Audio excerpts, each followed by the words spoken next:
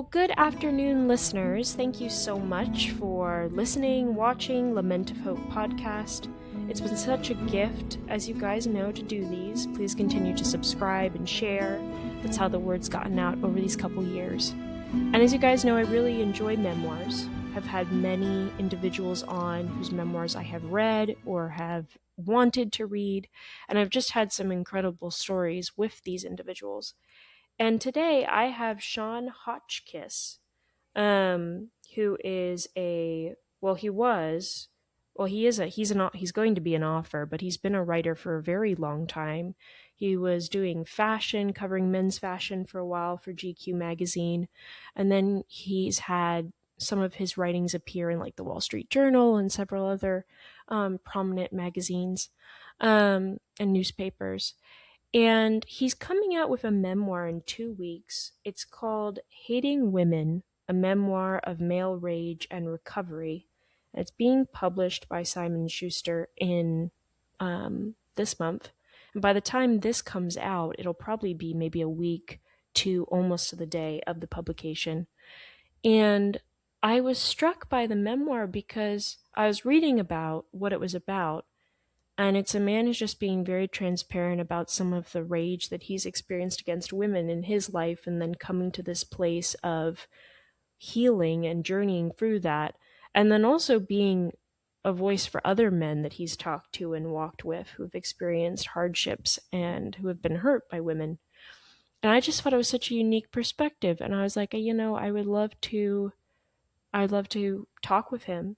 And so he is here with me today. We are here after the July 4th weekend. He just experienced a tornado and he popped on, which is incredible.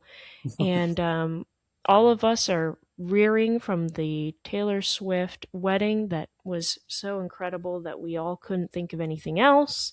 So I'm glad that you're here today to think about a new topic. So, Sean, thank you so much for being on the podcast. Thanks for having me, Danielle.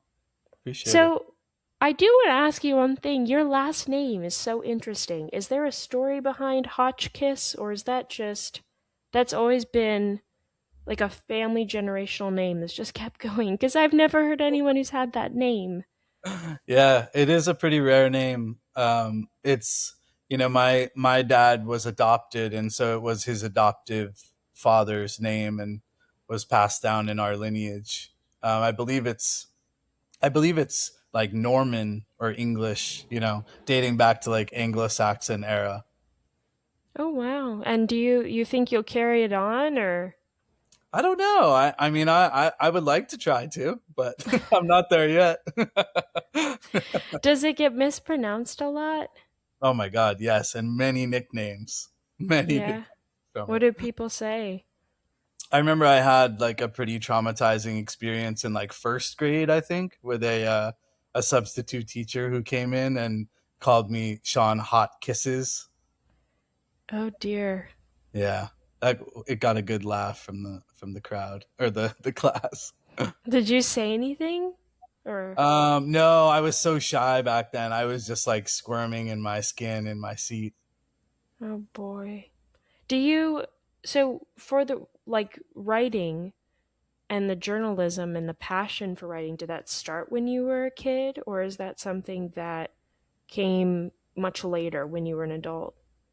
Yeah, I've always been fascinated by stories, and I loved Hmm. writing because I was really introverted and really withdrawn and shy as a kid. So writing gave me a way to have a voice and to speak and to share. What would you write about as a kid?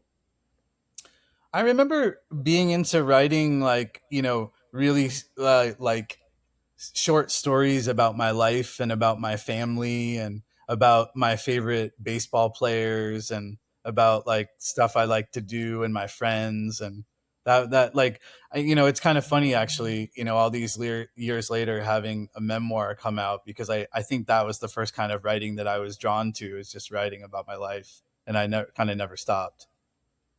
So, like a journal, or was it just These were random like story? these were like stories in school. Okay, and they were true, or would you add aspects that were like fictional? I think I did both. I Okay. think I would tell like true stories from my life about my friends and maybe like adventures that we would have. But I would definitely also, I've always been like I've always been had kind of a fantastical imagination. So I'm sure I was like making up stuff as well back then. So you were writing, and that's interesting because a lot of people I've talked to have said they've never thought they would write a memoir. It was Mm, always something that, like, something happened to them in their life experience that they were like, okay, I should write a memoir about this. But it was kind of like a memoir centered around something that happened, and hmm that was the catalyst for doing it, but beforehand they never would have told their story. But mm. you're saying you've always liked telling parts of your story, or at least have been pretty vocal about it. Like, even when you're a kid, did you not mind sharing with people? Like, okay, this is my life, this is what I'm going through, or this what's going on in my family. Um, or did anyone even read the pieces you would write? I think mostly these pieces in school were being read maybe by my teachers or maybe even shared with classmates. But what's coming up for me is that I've always had the desire to be understood.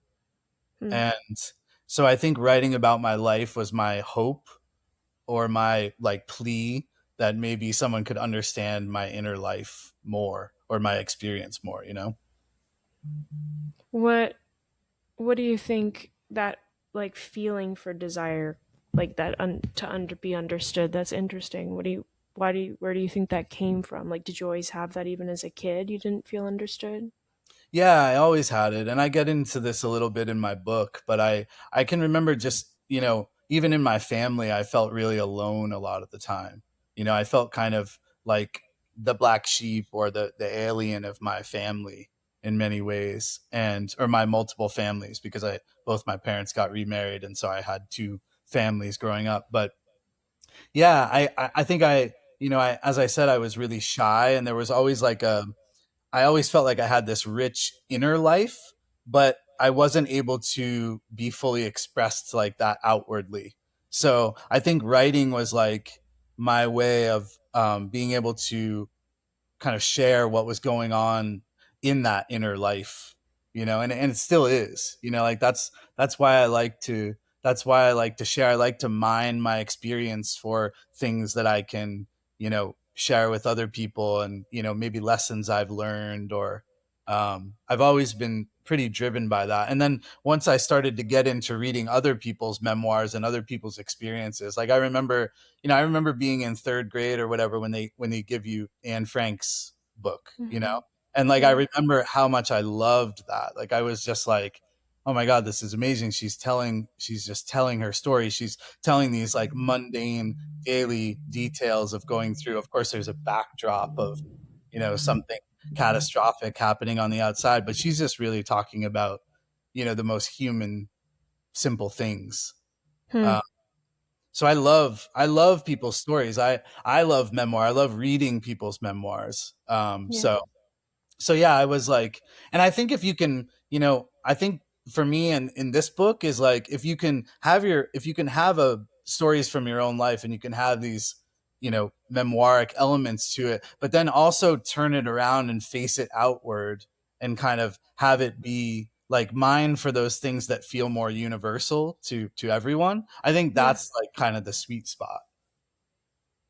Yeah, no, and then at the same time, I was going to ask you, like, how do you pitch your story? Because so many stories there has to be something unique about the story Hmm that that publishers will want to publish. There's so many books out there about self-help on something, or there's so many books about childhood trauma. There's so many books about, um, just any adversity. And there has to be something very unique about the writing or the story or the person mm, that makes the publisher want to do it. Because, like, if everyone wrote a memoir, not, no one's going to read half of those memoirs.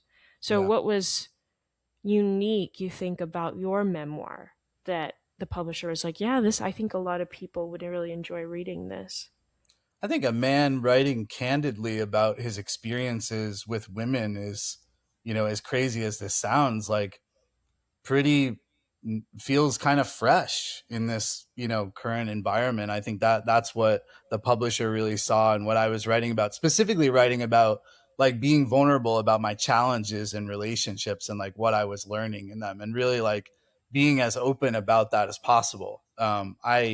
I would write openly on my Substack during some like really chaotic years for me in the Yeah. dating world and the relationship world, just about how much pain I was going through, and like I how much what I was seeing and what I was learning from my relationships. And that was, one of those essays was what was read by, an editor at Simon and Schuster. Hannah Park is her name, and she actually came up with the title for the book as well. It's her title.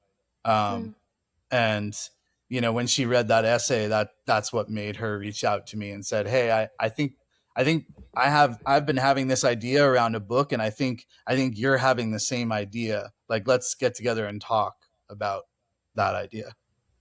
Hmm. What do it's interesting because I don't know. I think it's probably because, I'm a woman too. So, it's from a woman's perspective. You always think about breakups and you talk to your girlfriends about that when that happens. And yeah, I've never really sat in on a boy's discussion of that and been like, how are you feeling? Tell me more? Hmm. Um, what, like, because you were saying earlier, you didn't feel super comfortable with expressing yourself as a kid. And do you think that was something that was explicitly told to you, like you can't be emotional, or that's just something you understood as a guy that you're like, I can't be emotive or share how I'm feeling? I remember for me it was less an explicit thing and more of like oh, I understand this is just what boys do after a certain age. Okay. So Yeah. writing, by the time you've written this memoir, Mm.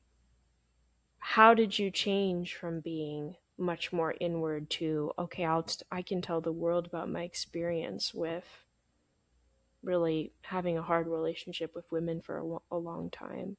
Mm.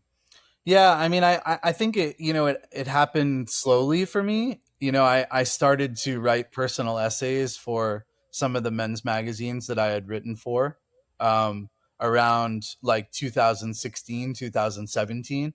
I remember a friend of mine who worked on staff at GQ with me had a book come out. It was a novel, but it was a thinly veiled novel. It was like about his experience in prep school Hmm. in the UK when he was a teenager. And I read that book and I was like, oh, this is amazing. Like, I want to I want to share about this same type of content. And so I started writing personal essays for some of those magazines. And I remember I'll say quickly too, like a big impetus for me. You said like a lot of people will have an event that they want to write about that happens in their life and say, oh, I need to write a memoir about that.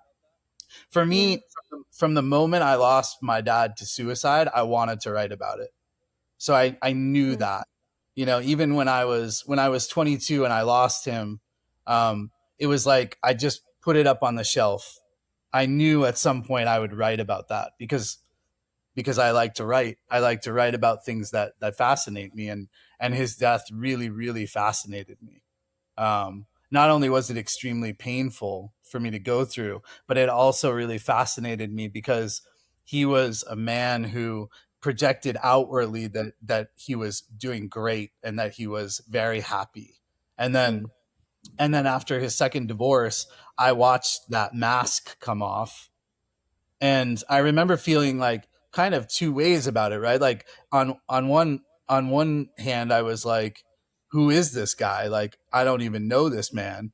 Hmm. And on the other side, I was like, "Wow, I actually feel like I'm actually getting to know my dad now because that mask has dropped." Hmm. So And when was his second divorce? Were you a teenager then, or? I was 22 when he passed away, so I was 21 when he got divorced from my stepmother. Okay. Yeah. And what was he like when he wasn't, well, I don't want to say pretending necessarily, but like when you're saying the mask was coming off, like what was he like? What was his personality like then? Well, I mean, he was insecure, he was depressed, he was, he was leaning on me for support, which felt very strange as a 21, 22-year old. I knew I couldn't really be that support for him, that Hmm. he needed to find other support.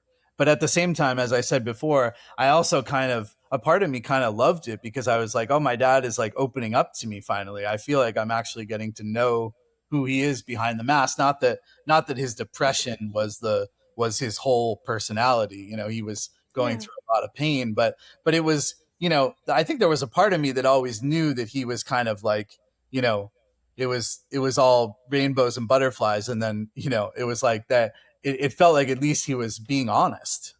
Hmm.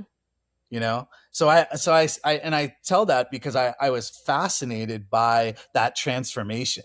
I was kind of like, I thought I knew this guy, the most important guy in my life. I thought I knew this man.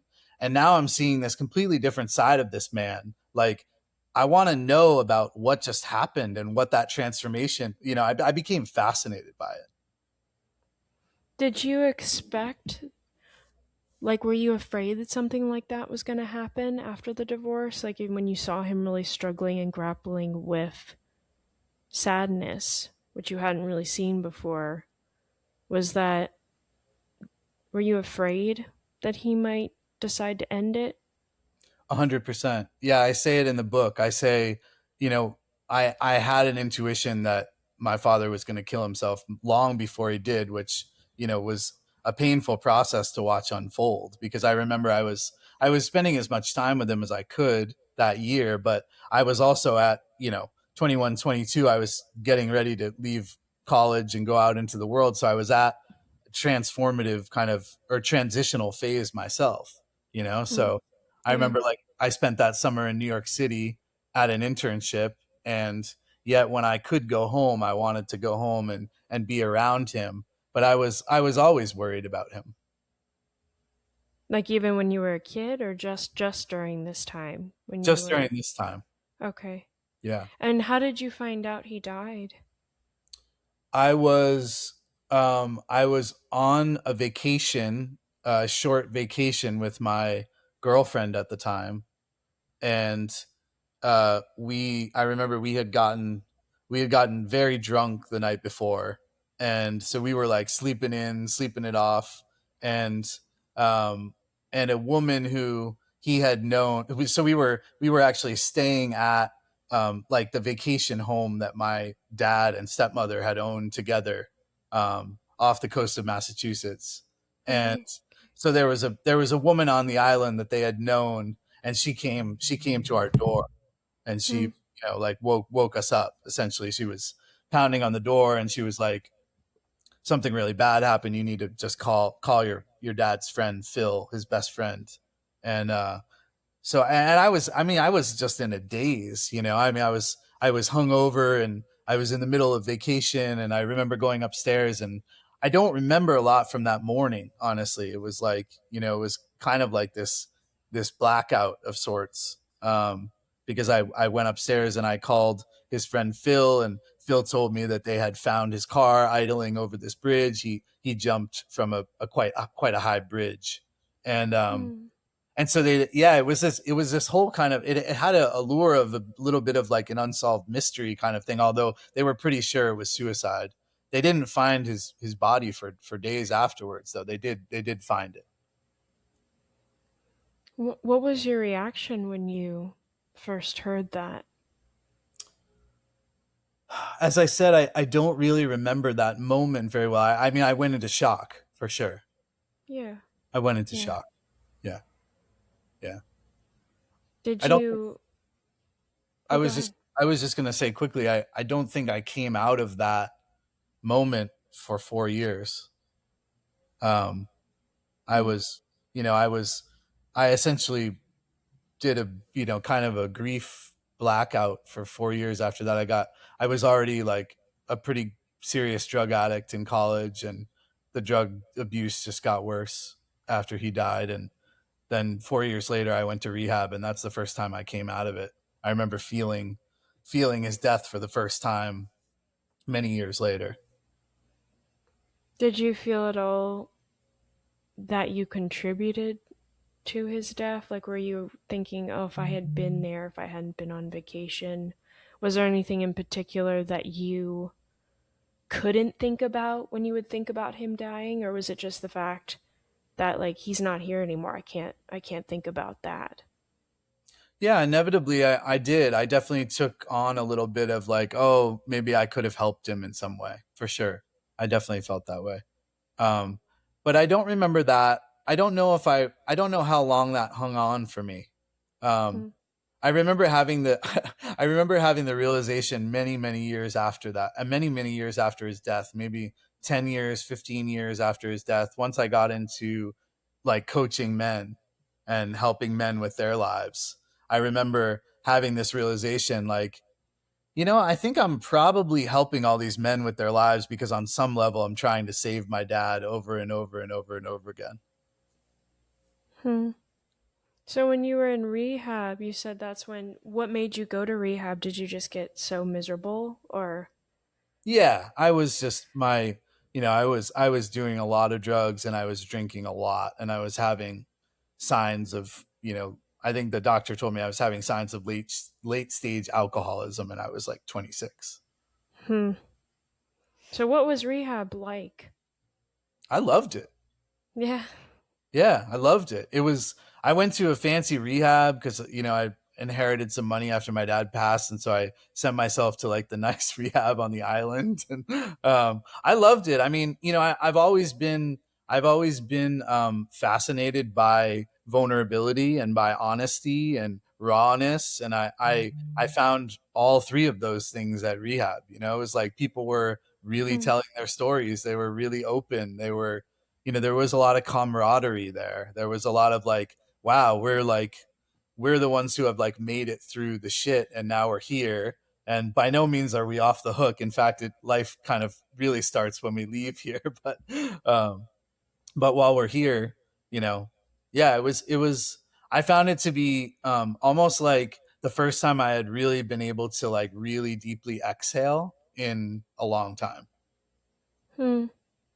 Because I feel like that's so unique because so many people I've talked to, and even people in my personal life who have had to go to some form of help and assistance, whether it be mentally or something with substance abuse, it's a very hard time of their life. Like they're very happy in the sense that, like, okay, I got to a point where I could see this, or some of them aren't even happy about it, but the experience itself wouldn't be considered like great.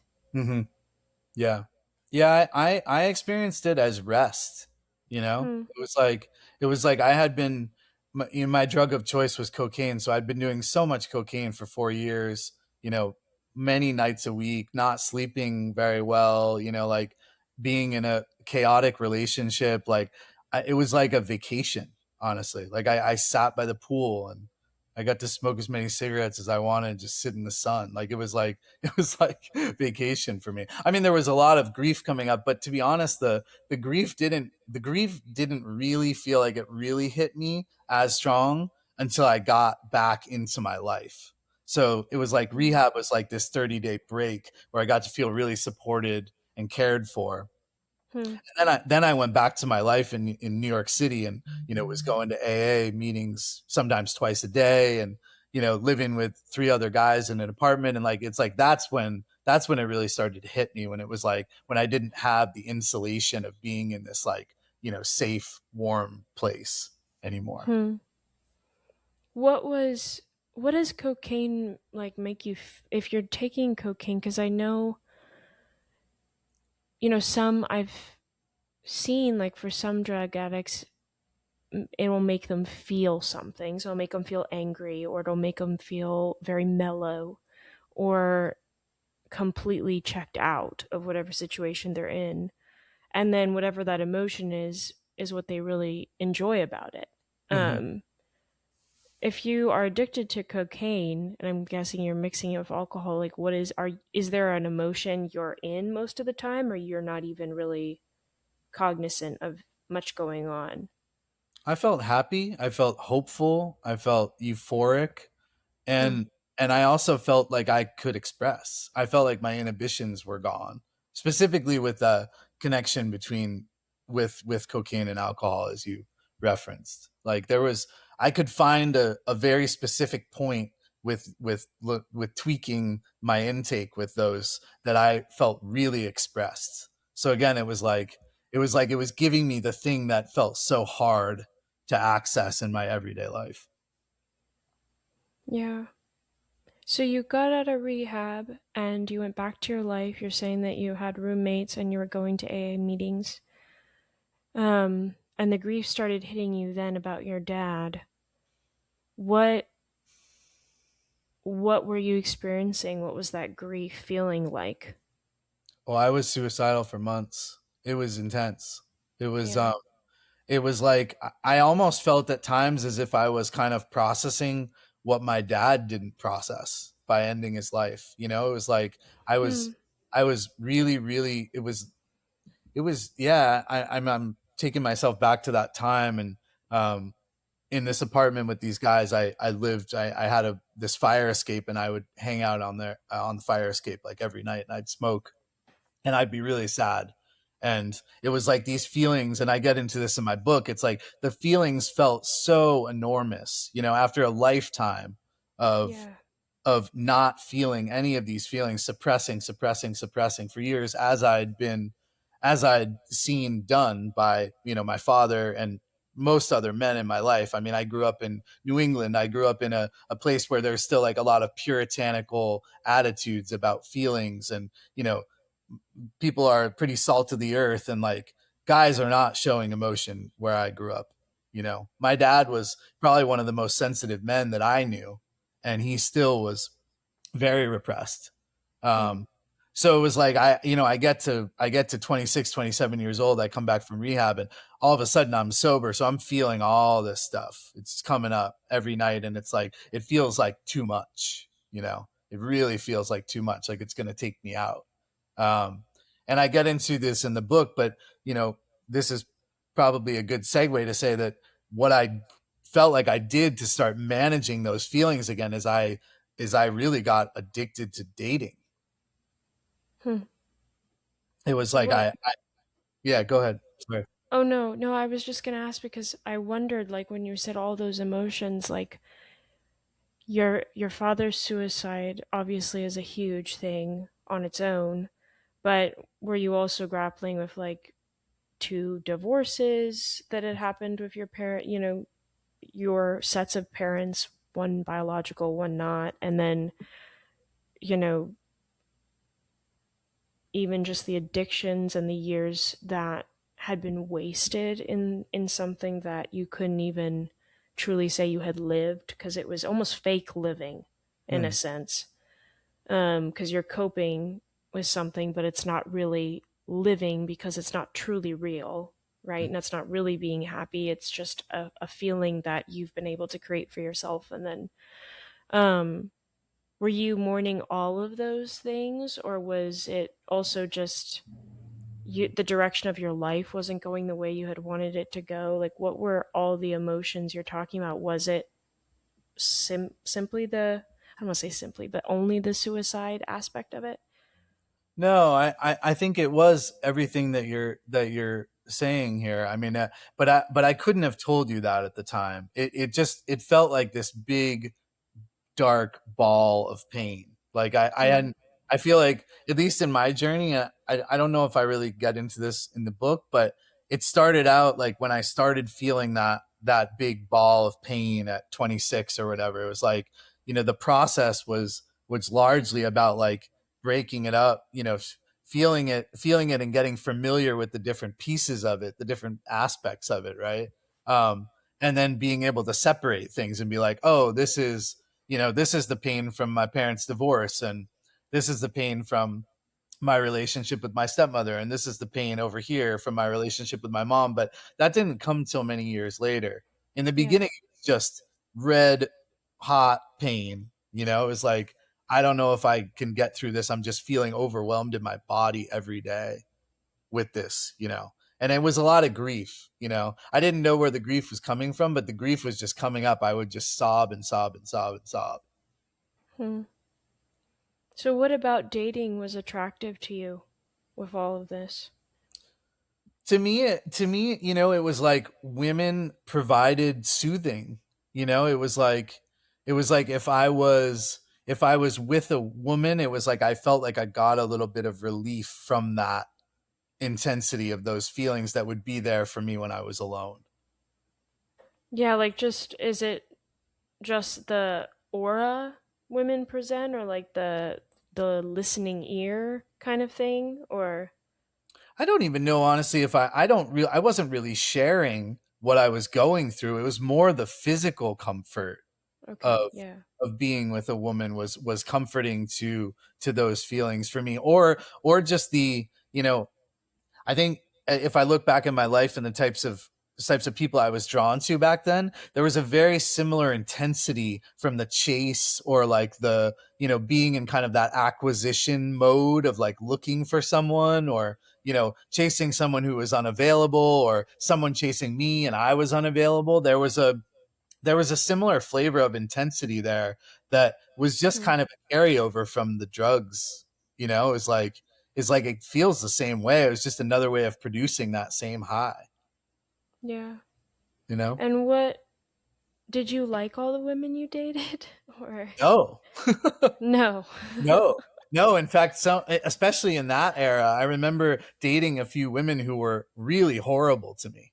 And it was traumatizing to me. I remember dating a woman who was still drinking a lot, like drinking and doing drugs a lot, and I was sober, of course. And I remember going out on dates with her, and she would just get so angry at me, and I would just kind of take it on and think that it was something that I did wrong, and I'd kind of chase her around to bars. And yeah, there was so much dysfunction back then in my relationships, that um both with myself and with women. But no, I didn't like all the women I dated for certainly in those years. When did you when did you start hating women then, you think?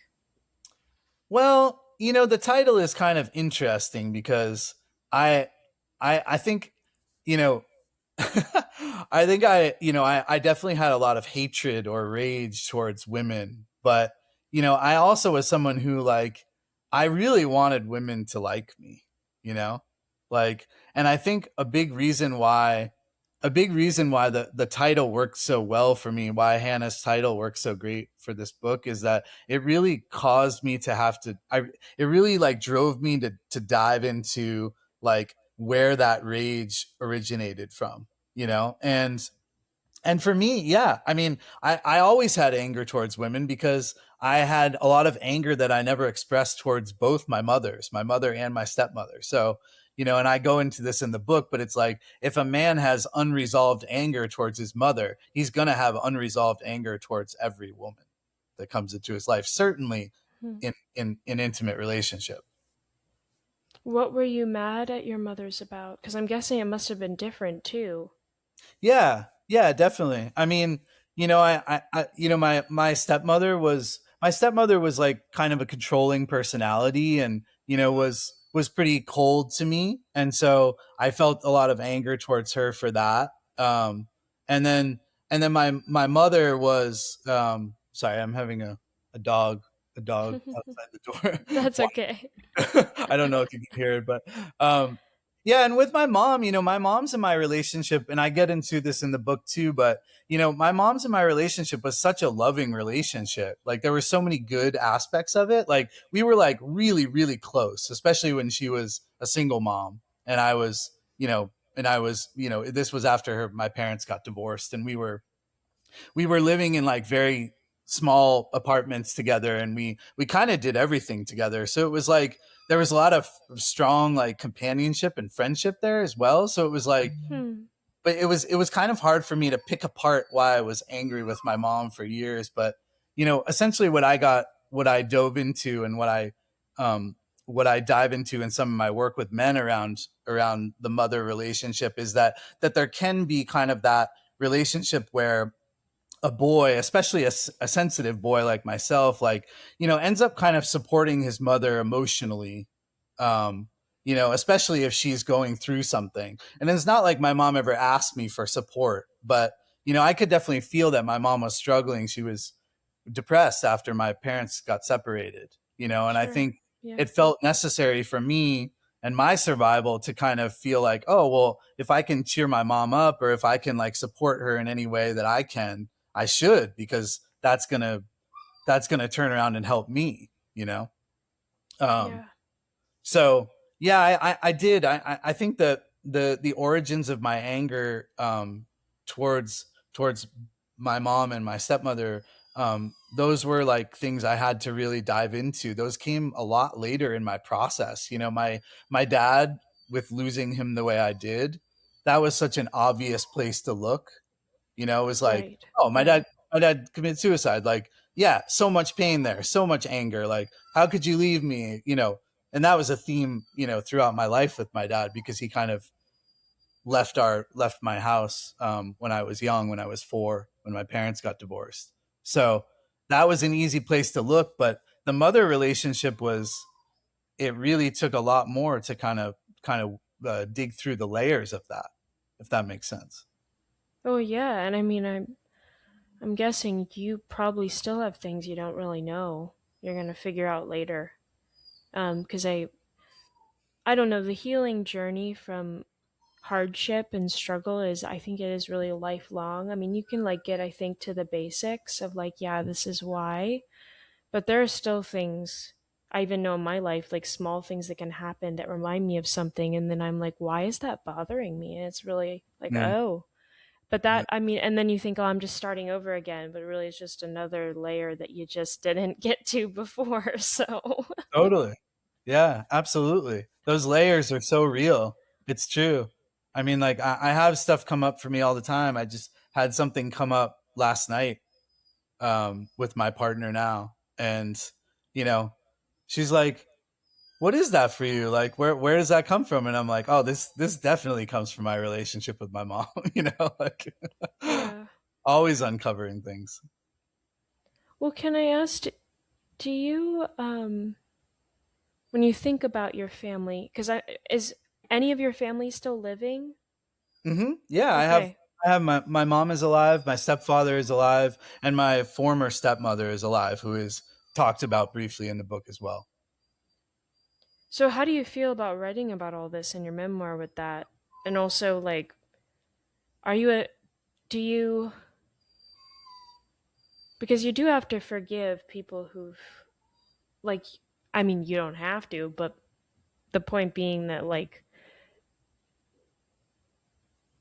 you have some attitude toward these people who've hurt you. Like, the truth is they've hurt you in some way. You know, Hmm. your dad with suicide, he did leave, gave up.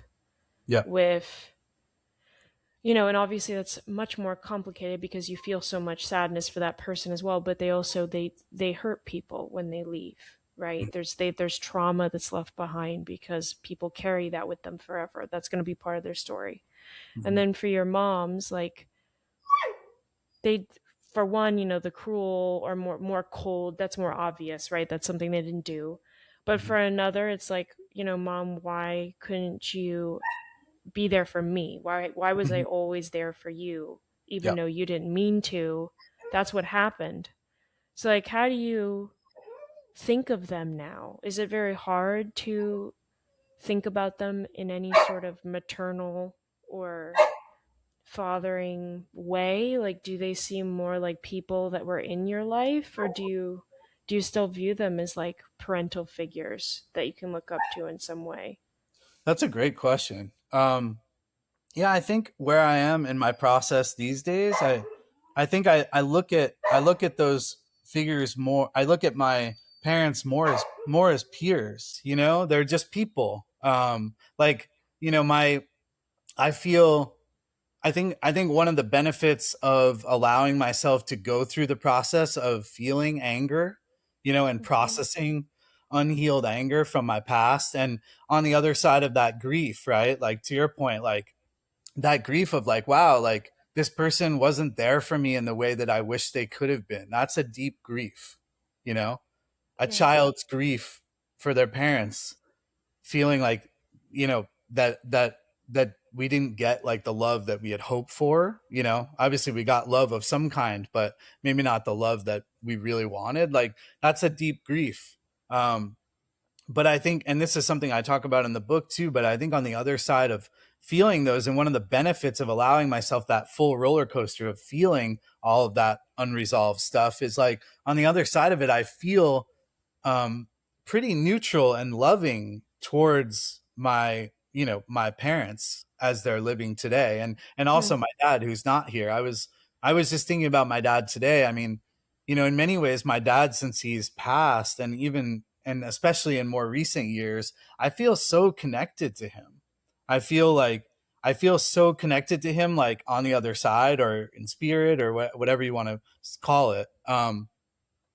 That like it's almost like I get to know him in a way that I didn't know him when he was alive. Um, Hmm. and for my mother and I just had like a really beautiful conversation, because she did, we did have some struggle around the book, because I shared the book with her, and there was I think there was an expectation of mine that we would talk through certain things that came up in the book, and I kind of had to make peace with the fact that maybe we wouldn't talk about those things in the way that I wanted to, or, that it wouldn't play out exactly the way that I wanted it to. Or maybe I didn't actually need it to.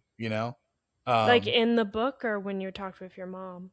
when I talked with my mom, like after Hmm. my mom read the manuscript, um, but yeah, we had a beautiful conversation a few weeks ago that, because a big part of the book is me going back and healing my relationship with my mom in real time, like through the years, like making a lot of trips to her and my stepfather's home in Florida, and like really digging in, and like having some hard conversations, and, sharing some hard things with her, and her sharing some hard things with me. Hmm. Um, but I think we got to this point a few weeks ago that was kind of like, I think she kind of said something to the effect of like, so are we good? Like after all this, are we good? And I was like, yeah, I think we're good. Like, and I really meant it. I wasn't just like blowing smoke up her ass. Like, I believe, I feel that these days. Like, the litmus test for me is like, when I look at old pictures, like from my childhood, like what happens in my heart when I look at that person, right? And like, Hmm. I can look at a picture of me, my dad, and my mom together, and I'm like, I love those people. You know, Hmm. that for me is like the gift of doing all this work on myself. That's outlined in this book. Yeah, because I mean, there's also it's a healthy way of like you're not saying they didn't do anything wrong, but you're also seeing you're having this compassion of seeing them through the eyes of being an adult. So Mhm. you're now what it's like a little bit to do and experience the world, through an adult's eyes and the hard things you have to face. And yeah, that's really cool what you mentioned about the pictures. That's very interesting. I Yeah, that's it's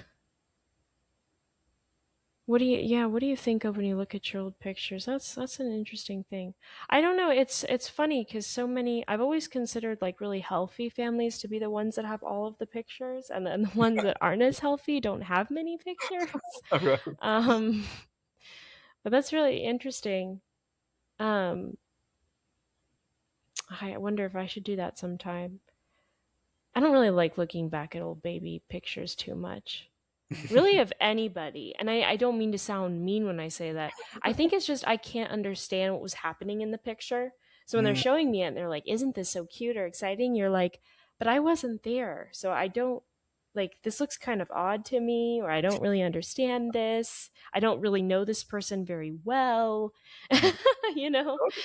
Totally. Um, but I do want to ask you though, because I think one thing that stuck out to me about this book, and this is going to be my opinion, so it's okay if you have a different perspective on this, but I most of the time I don't read about men who are upset and don't either become gay Mhm. or who kill women or become super abusive. Hmm. Um, that's really just the two perspectives I've always had. Hmm. Either because of people I've known or also just because that's like what's out there. If you're going to look on men and like struggles with female relationships, that usually is what happens. You know, either it's femicide cases are on the rise and men are the perpetrators of that and they're very angry, mean people. Um, who obviously have been hurt, but at the same time, like that doesn't justify the femicide aspect. So you really don't focus on that other aspect of it, Yeah. or they just decide they don't want to date women any longer, and they'll say it has nothing to do with women, but a lot of times, if you dig back, it does have something to do with women. Totally. Um, and that's just what I believe based on what the research and what I've done and the people I've talked to. And that's why your book stuck out to me because I was like, it's almost a man just being honest about being human. And so he struggles with these angry emotions, but you don't become one of those two things. You know, either this really abusive person, obviously, it doesn't mean you don't make mistakes. I'm not going to say that, especially because men, when they are angry, can be more vocally abusive or even physically at times too. Hmm. Not that it's a good thing, but because they're stronger. You know, that's the way they're going to let their emotion out Yeah. if they don't know how to control it. Um, or becoming demasculine, you know, on purpose. And so in the culture we're in, your book's not super normative, I guess I would say, but Hmm. it's very refreshing in that that's what really drew me to it. Was I was like, this is somebody who wants to be real about what they've gone through. But like how do you feel about the potential reception to this? Because it's not obviously it's getting published, so your publisher really thinks it's cool. And I do think it's really cool, but I am wondering because it doesn't fit the narrative that you Hmm. usually hear. Yeah. One of those two things. Like you're not going to have an aisle with like a sign, man who struggled with anger, and then you have this whole aisle of all these men being very vulnerable about why they ended up being really angry at women. But a lot of other people will get an aisle, you know, because it fits better with what we want to think about it. And Yeah. so, like, yeah, like, what do you think about that? Like, what's your take on that? Yeah, I think that's really fair to say. It's more nuanced. Um, I think that the conversation that I really want to open up with this book is like, to your point, like people who are not at the extreme ends of the spectrum, you know, that haven't gone in one extreme or the other, like who are maybe just somewhere in the middle, like I think those stories are really fascinating. You know, it's like I want to hear from men who have, I want to hear from more men who have struggled in their relationships with women, but maybe we're scared to be open about that because so many of us are, right?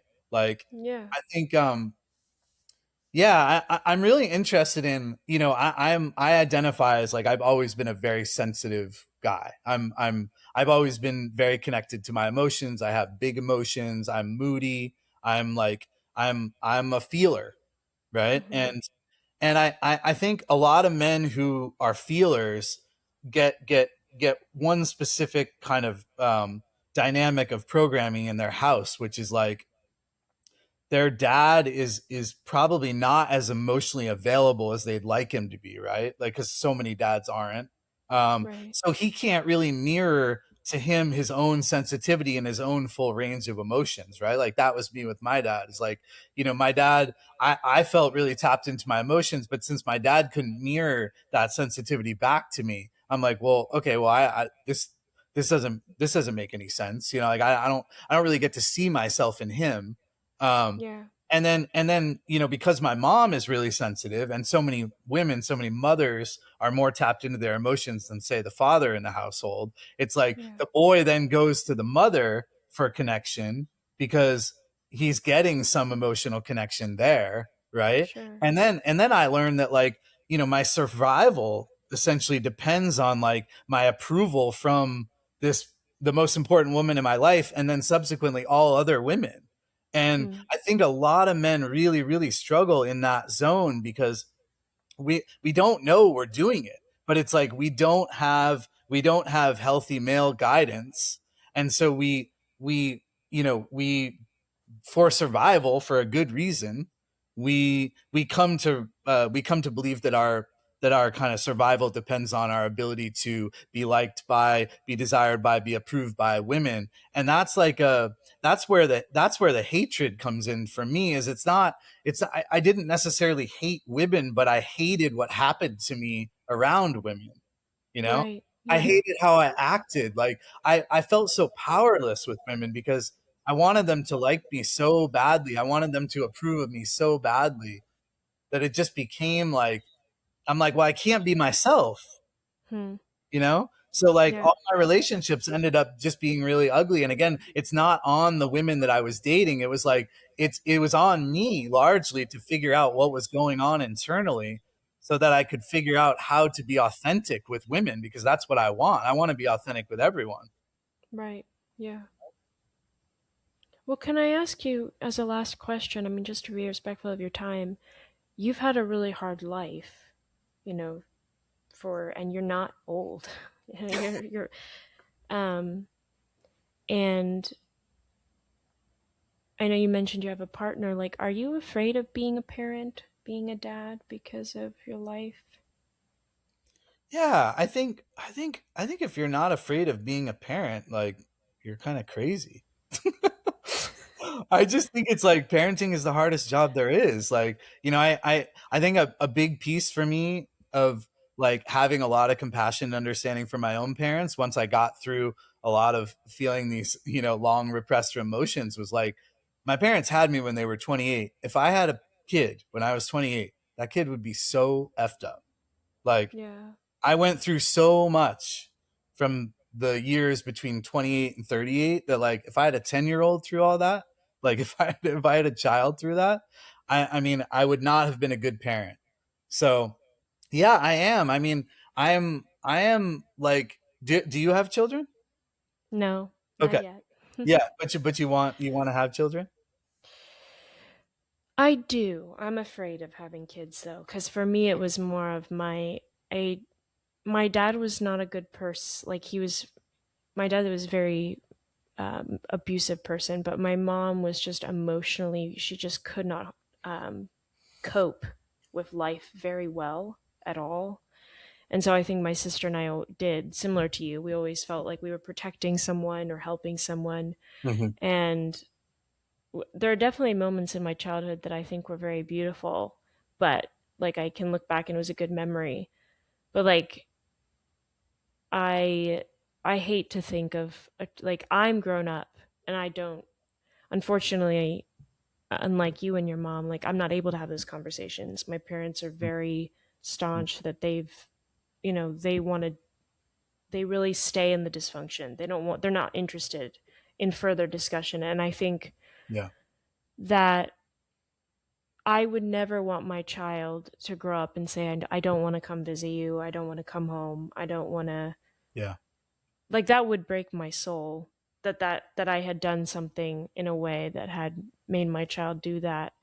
And so that's the hard part for me is I don't want to like, I'm Mm. so afraid of hurting them in some way because children, when I watch them and like seeing their innocence, like for me it's like they're the things that God has given to remind you that like there is something eternal about life because they're just so Yeah. innocent and they're Yeah. so impressionable and they see the world so um they're just so accepting, they just Mm. and they say whatever they're thinking, and yes, you have to train that and rear that, but they're just so beloved in that way, and so I'm like, ugh, I don't want to hurt that.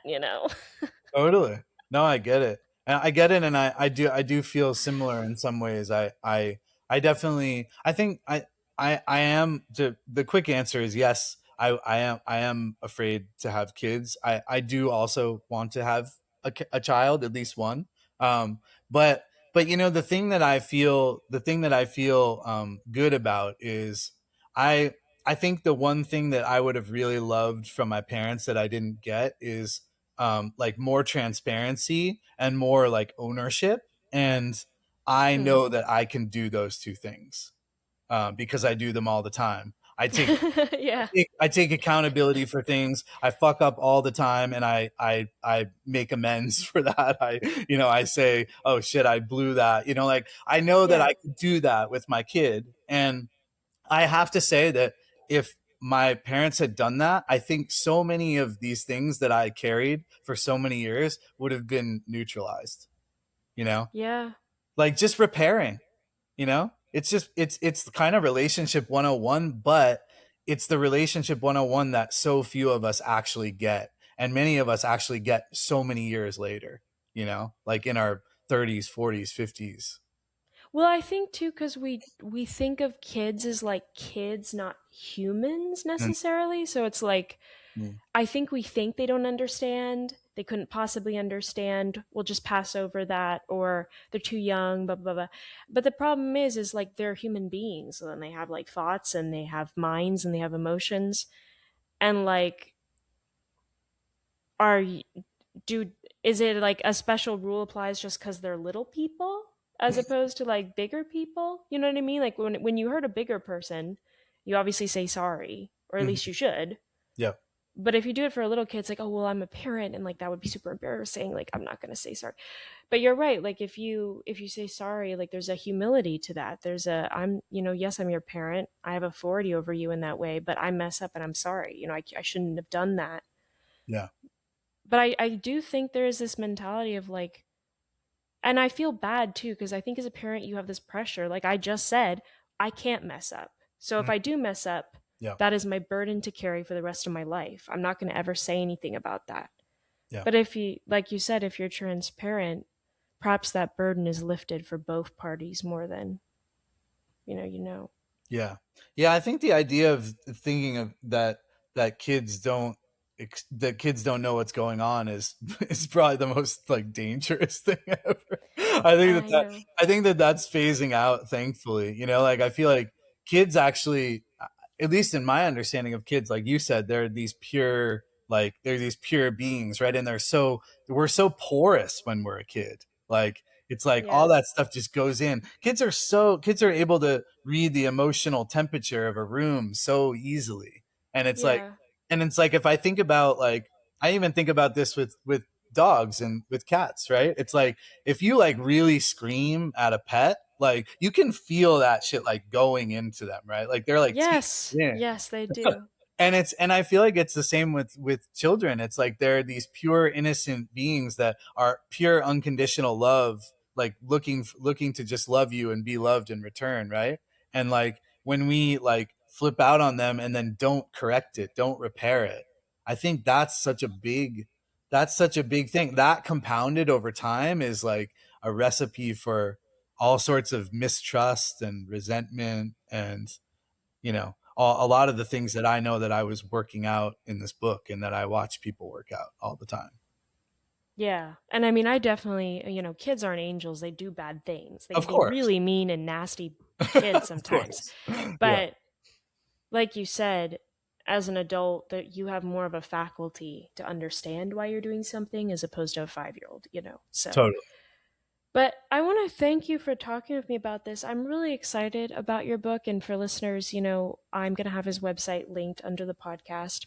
And I really encourage you to look at the description and to purchase the book, because it's novel, it's interesting, it's something that I think is many people will relate to, but like you said, they're not going to say perhaps, because men do have a lot of feelings, but it's so many different generations, I think, of just not feeling being the norm. So Mhm. slowly breaking out of that is hard. But Sean, I wanted to thank you so much for doing this. I've really appreciated this talk. Yeah, my pleasure, Danielle. Me too. Thanks for having me on. Yeah, you're welcome. And I hope your tree gets lifted and that your dog is okay. Thank you so much. Yeah, those would be two very good things to have happen. Yes, right? Yeah. Simple stuff, just Yeah. basics. Yeah. All right, bye, All right. Sean. Thank Take care. you. Bye bye.